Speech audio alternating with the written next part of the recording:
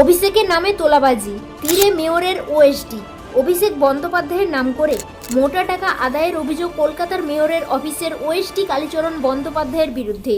এ নিয়ে শেক্সপিয়র সরণি থানায় লিখিত অভিযোগ জানানো হয়েছে। তৃণমূলের সর্বভারতীয় সাধারণ সম্পাদক অভিষেক বন্দ্যোপাধ্যায়ের নাম করে সরকারি অফিসার থেকে ব্যবসায়ী অনেকের কাছ থেকে মোটা টাকা আদায়ের অভিযোগ উঠল কলকাতার মেয়রের অফিসের ওএসডি কালীচরণ বন্দ্যোপাধ্যায়ের বিরুদ্ধে। বৃহস্পতিবার ক্যামাক স্ট্রিটে অভিষেকের অফিসের এক আধিকারিক অয়ন ঘোষ দস্তিদার লিখিতভাবে এ নিয়ে অভিযোগ জানিয়েছেন শেক্সপিয়র সরণি থানায়। চিঠির প্রতিলিপি পাঠানো হয়েছে ডিসির কাছেও।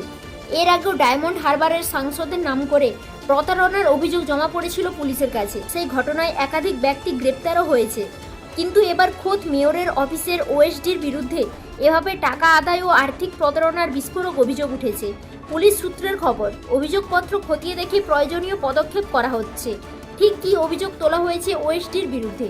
অভিযোগপত্রে বলা হয়েছে, কালীচরণ বন্দ্যোপাধ্যায় নামে ওই ব্যক্তি নিজেকে অভিষেকের ঘনিষ্ঠ বলে পরিচয় দিয়ে ব্যবসায়ী, সরকারি আধিকারিক এবং সাধারণ নাগরিকদের অনেককে বিভিন্ন ধরনের প্রতিশ্রুতি দিয়ে টাকা আদায় করেছেন। অয়ন অভিযোগপত্রে দাবি করেছেন, সম্প্রতি তাদের কাছে খবর এসেছে এভাবে কালীচরণ কোটি কোটি টাকা তুলেছেন। এর সঙ্গে আরও কয়েকজন জড়িত বলেও দাবি করেছেন তিনি। অভিযোগপত্রে আরও উল্লেখ করা হয়েছে যে ওই ব্যক্তি নিজেকে তৃণমূলের সর্বভারতীয় সাধারণ সম্পাদকের ঘনিষ্ঠ বলে পরিচয় দেওয়ায় বিভিন্ন ক্ষেত্রের মানুষ তাদের সমস্যা জানাতেন কালীচরণকে। ওই ওএসডিকে প্রভাবশালী বলে মনে করতেন তারা। তাই অভিযুক্ত ব্যক্তি তার যোগাযোগের সুবাদে বিভিন্ন সমস্যা মেটানোর আশ্বাস দিলে বিনিময়ে তারা মোটা অঙ্কের টাকা খরচ করতেন। এখনও পর্যন্ত যারা প্রতারিত হয়েছেন তারা টাকা ফেরত পাননি এবং আইন সুরাহাও তাদের ভাগ্যে জোটেনি বলেও পুলিশের কাছে দাবি করা হয়েছে।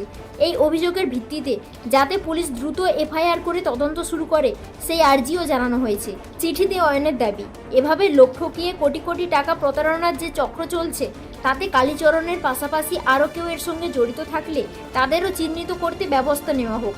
তার আরও দাবি, সাংসদ অভিষেক বন্দ্যোপাধ্যায় বা তার অফিসের সঙ্গে এই ব্যক্তিদের কোনো সম্পর্ক নেই। ইচ্ছাকৃতভাবে সাংসদের সুনাম নষ্টের চেষ্টা হচ্ছে।